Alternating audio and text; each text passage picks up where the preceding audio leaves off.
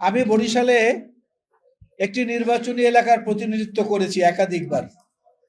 সেই নির্বাচনী এলাকায় 5 কিলোমিটারের মধ্যে, বরিশাল অঞ্চলের মানুষ যারা আছেন তারা বুঝবেন, 5 কিলোমিটারের মধ্যে 2টা নদী ছিল। 2টা নদীর উপরে 2টা ব্রিজ করে দিয়েছিলেন দেশনেত্রী বেগম খালেদা জিয়া 2001-06 আমাদের যখন দেশ পরিচালনার দায়িত্বে বিএনপি তখন। এই 2টা সেতুর নামকরণের সময় আমি দেশনেত্রী বেগম খালেদা জিয়াকে প্রস্তাব করেছিলাম জাতীয় সংসদে লবিতে বসে, যে একটা নাম দেয়া হোক বীরশ্রেষ্ঠ মহিউদ্দিন জাহাঙ্গীরের নামে, আরেকটি সেতু করা হোক মেজর জলিল সাহেবের নামে। তার আগে ওনাকে আমি বলেছিলাম যে ম্যাডাম, আমি তো জিয়াউর রহমান সাহেবের নামে সেতুর নাম রাখতে চাই। উনি আমাকে বললেন যে না, জিয়াউর রহমানের নাম যত্রতত্র ব্যবহার করা যাবে না, এটা তোমরা করবা না, তোমরা করবে না, কেউই করবে না এটা। জিয়াউর রহমান সাহেবের নামে বাংলাদেশের আন্তর্জাতিক বিমানবন্দর, আজকে যেটাকে হযরত শাহজালাল আন্তর্জাতিক বিমানবন্দর নামে রূপান্তরিত করা হয়েছে, রাষ্ট্রের প্রায় 1200 কোটি টাকা খরচ করে। এই নামটি এসেছিল শহীদ জিয়াউর রহমান বীরুত্তমের শাহাদাত বরণের পরে জাতীয় সংসদে যে আলোচনা হয়েছিল, সে আলোচনায় সরকারি দল বিরোধী দল মিলে সর্বসম্মত সিদ্ধান্তের মাধ্যমে যে ঢাকা এয়ারপোর্টের নাম করা হবে জিয়াউর রহমান আন্তর্জাতিক বিমানবন্দর। তার মানে ZIA, জিয়া।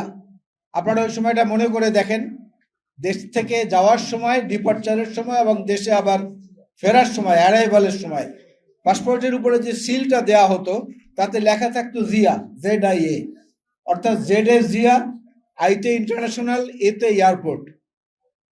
সেই নামটাকে সরিয়ে দিয়ে প্রথম জিজ্ঞাসা পূরণের চেষ্টা করলেন ফ্যাসিবাদী তৎকালীন যিনি ছিলেন সেই নেত্রী। এরপরে হযরত শাহজালাল আন্তর্জাতিক বিমানবন্দর যে নামটা দেয়া হলো, এই নামটার পেছনে একটা উদ্দেশ্য ছিল, খারাপ উদ্দেশ্য ছিল।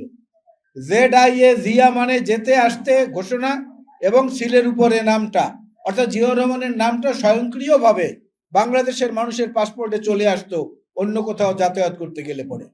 এই জিনিসটা হাসিনার সহ্য হয়নি, যে কারণে তিনি প্রায় 1,500 কোটি টাকা খরচ করে নামটা পরিবর্তন করলেন। বর্তমানে যে নামটা আছে, এই নামটা কোনো সম্মান, শ্রদ্ধা কিংবা ভক্তি সহকারে দেয়া হয় নাই। এই নামটা দেওয়ার পেছনেও একটা কূটবুদ্ধি, খুব দূরদর্শী একটা চিন্তা কাজ করেছে। হযরত শাহজালাল আন্তর্জাতিক বিমানবন্দর, ইংরেজিতে একটু নেন, HASINA।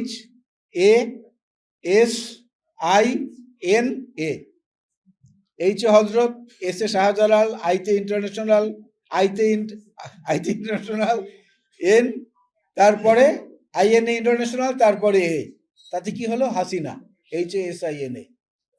এইটা ছিল, অর্থাৎ সব কিছুর মধ্যে নোংরামি, ভ্রষ্টতা এবং কপটতা জাতিকে উপহার দেওয়া ছাড়া আওয়ামী লীগের রাজনীতিতে আর কোনো কিছু খুঁজে পাবেন না।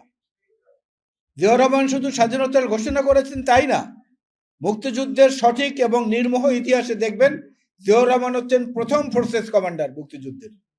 অন্য যারা তারা পরে এসেছেন, 2.5 মাস পরে অন্য ফোর্সগুলো গঠিত হয়েছে। জিয়াউর রহমান প্রথম সেক্টর কমান্ডার, এর প্রায় 2 মাস পরে অন্য সেক্টরগুলো গঠিত হয়েছে। অর্থাৎ সব দিক থেকেই তিনি এগিয়েছিলেন, সর্বদিক থেকে। দেশনেত্রী বেগম খালেদা জিয়াকে বাড়ি থেকে উৎখাত করা হয়েছে, যে বাড়িটিও সরকারের পক্ষ থেকে দেওয়া হয়েছিল জিয়াউর রহমানের শাহাদাতের পরে শহীদ জিয়া বীরুত্তমের স্মৃতি রক্ষার জন্য মইনুল রোডে, 6 নম্বর মইনুল রোডে, বাংলাদেশের সেনানিবাসে। সেখান থেকে তাকে উচ্ছেদ করার পরে তিনি যে আবেদন জাতির কাছে রেখেছিলেন, সে আবেদনে জাতি সাড়া দিয়েছে। বেগম খালেদা জিয়াকে বাড়ি থেকে উচ্ছেদ করেছেন, আপনাকে দেশবাসী এই দেশ থেকে উচ্ছেদ করেছে, আপনার গোষ্ঠী সহ, আপনার সঙ্গে যারা আছেন তাদের সহ। এবং এইখানেও কপটতা, ভ্রষ্টতা, ভণ্ডামি। দেখেন, শেখ হাসিনার কোন রক্তের সম্পর্কের আত্মীয় স্বজন কেউ কিন্তু গ্রেফতার হয় নাই।